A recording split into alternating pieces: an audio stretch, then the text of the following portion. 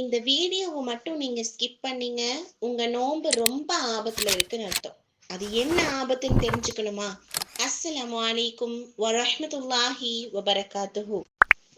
நோன்பை முறிக்கக்கூடிய 3 செயல்கள் இருக்கு. இந்த 3 செயல்கள் நோன்புடைய நேரத்துல நமக்கு நிகழ்ந்துருச்சுன்னா நம்முடைய நோன்பு முறிந்து விடும் அப்படின்னு அர்த்தம். முதலாவதாக வேண்டுமென்றே சாப்பிடுதல் மற்றும் குடித்தல். இதை குறித்து அருள்மறை குரான்ல 2வது அத்தியாயத்துல 187வது வசனத்துல தெளிவாக சொல்லப்பட்டிருக்கு. இரண்டாவதாக கணவன் மனைவி இல்லற வாழ்க்கையில் ஈடுபடுவது.